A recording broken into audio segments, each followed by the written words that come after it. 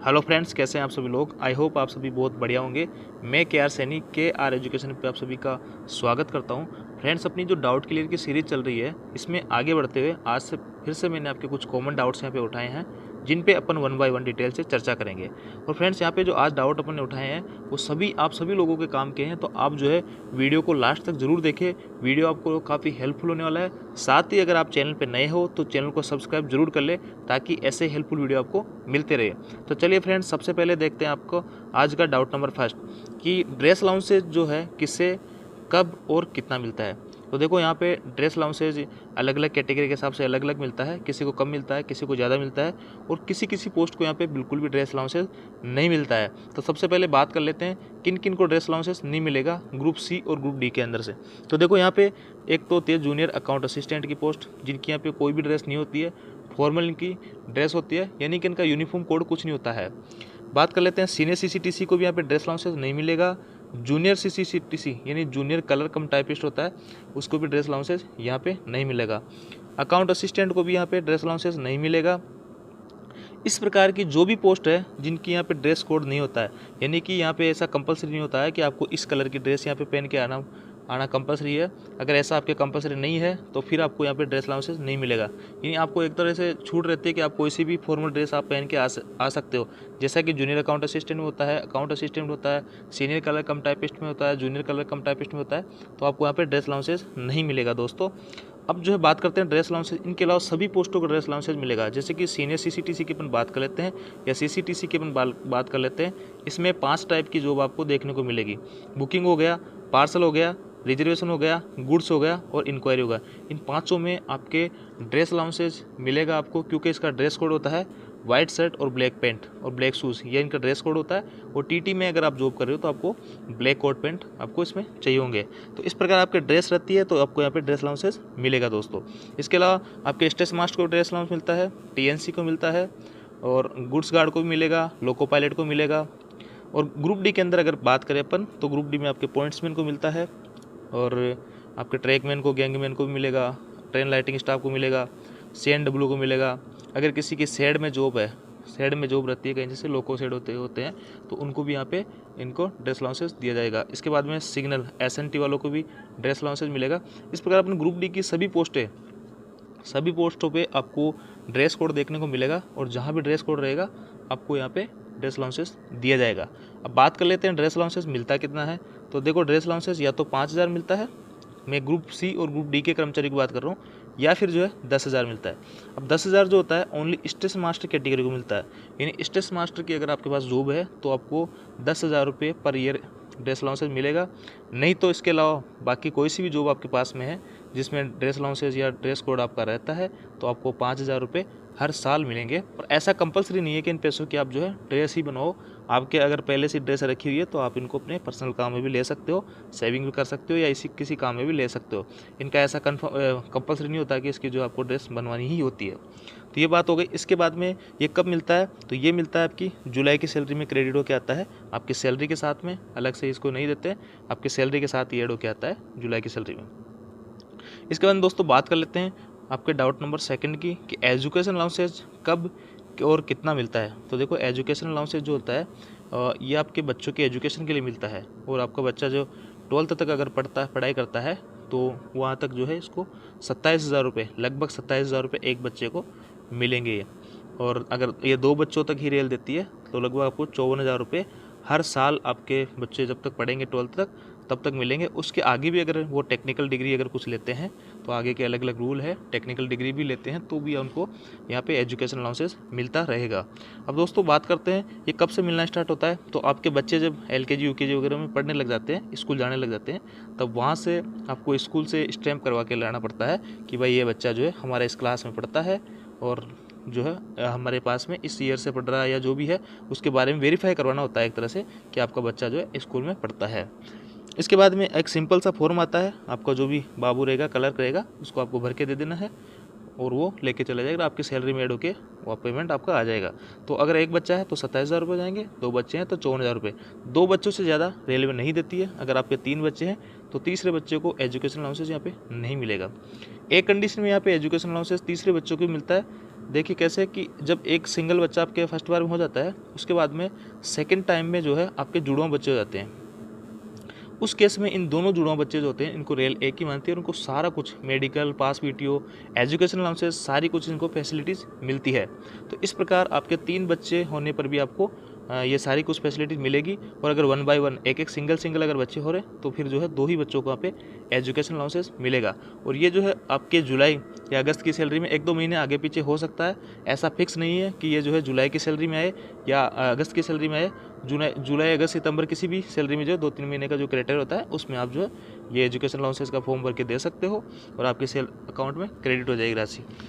इसके बाद दोस्तों बात करते हैं बॉन्ड की। तो ये बॉन्ड के भी जो है मैंने ऑलरेडी काफ़ी सारे वीडियो बना रखे हैं, फिर भी बहुत सारे लोगों के यहाँ पे डाउट्स आ रहे हैं कि सर हम 2800 ग्रेड में हैं और हम होम स्टेट के चक्कर में अगर 2000 ग्रेड में चले जाए तो हमें बॉन्ड भरना होगा या नहीं भरना होगा, कितना भरना होगा।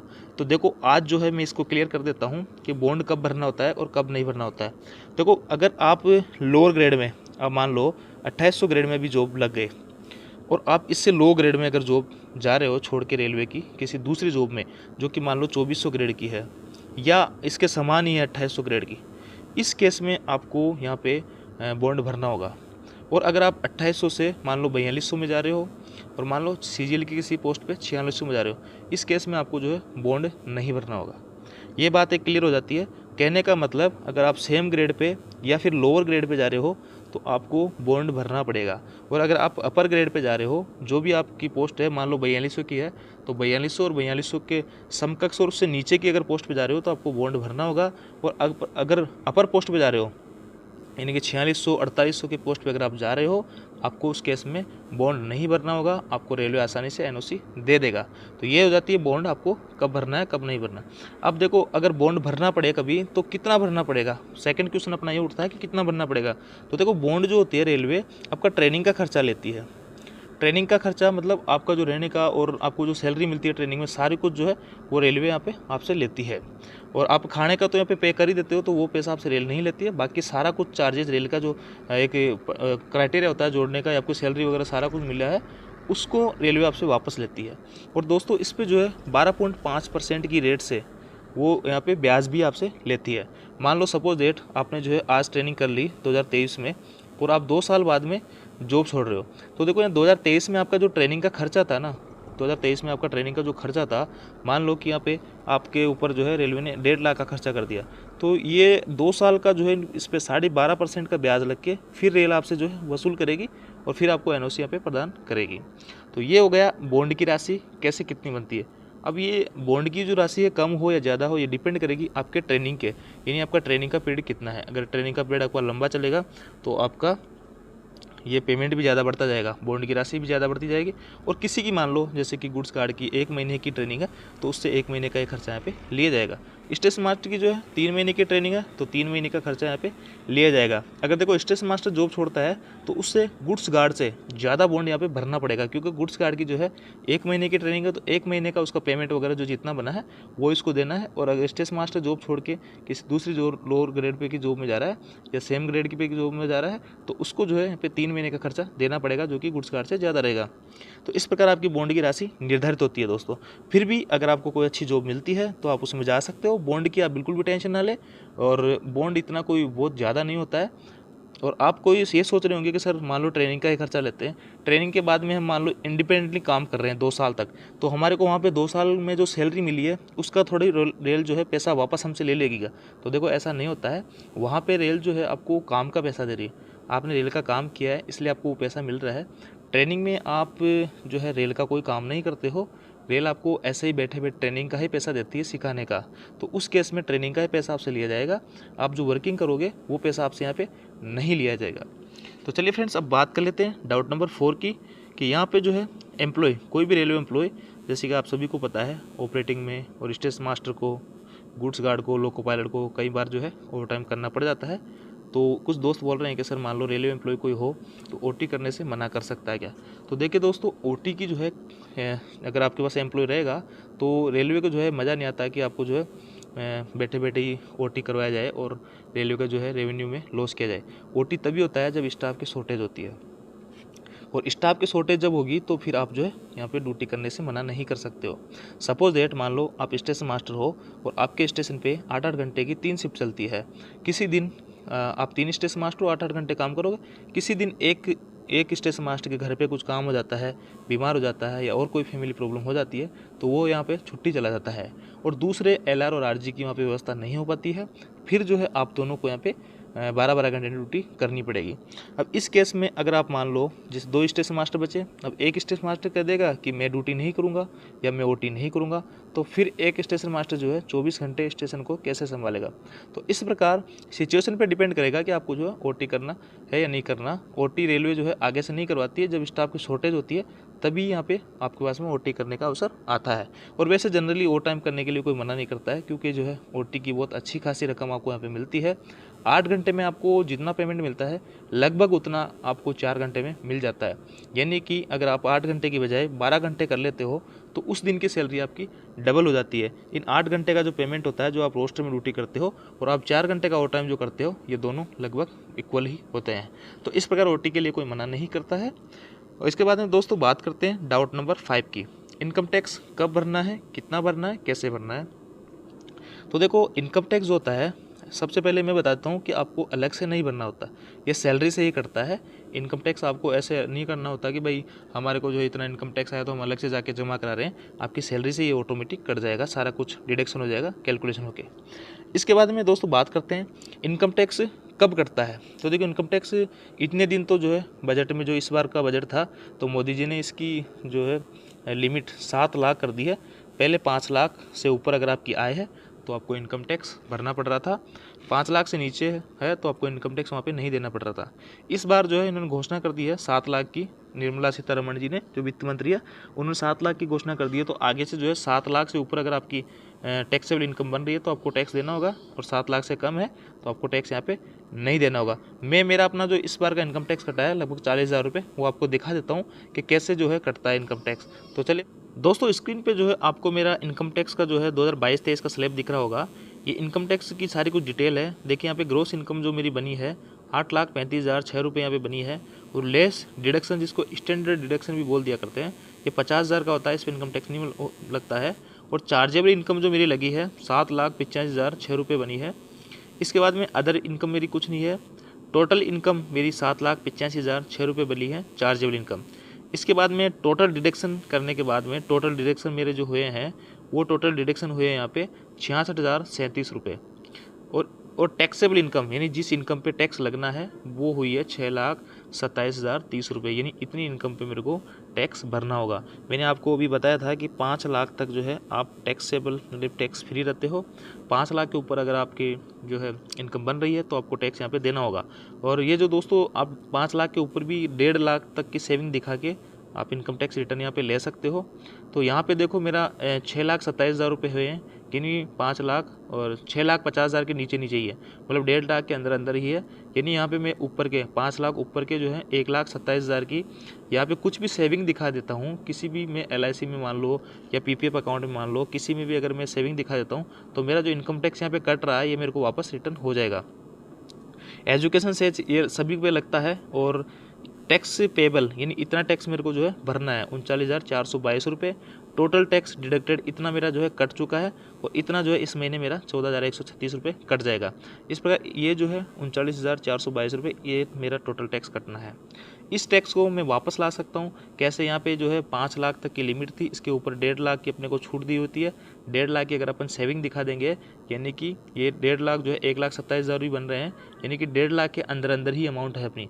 तो 1,27,000 रुपये अगर मैं सेविंग दिखा देता हूँ तो मेरे जो है 39,422 रुपये जो कट रहे हैं ये मेरे को वापस आ जाएंगे जब मैं इनकम टैक्स रिटर्न भरूंगा। को इस प्रकार आपके इनकम टैक्स की जो है सारे कुछ इनकम टैक्स वगैरह कटता है। इसके बाद दोस्तों बात करते हैं पास PTO नेक्स्ट ईयर ऐड होते हैं या लैप्स होते हैं। तो देखो यहाँ पे पास और PTO आपके जो है पर ईयर मिलते हैं, हर साल मिलते हैं। और अगर आप जो है हर साल इनका यूज़ नहीं करते हो ये आपके लैप्स हो जाएंगे। और दोस्तों ये जो है आपके 31 मई तक वैलिड रहेंगे अगले साल की। यानी मान लो सपोज डेट मेरा जो 2022 का जो पास PTO है उसको मैं अभी 2022 में लिया नहीं दिसंबर तक, तो वो जो है 2023 के मई तक मई 2023 तक यहाँ पे वैलिड रहेंगे। मई 2023 तक आप जो है इन पास पीटीओ को ले सकते हो। मई के बाद में आप इनको नहीं ले सकते, लैप्स हो जाएंगे।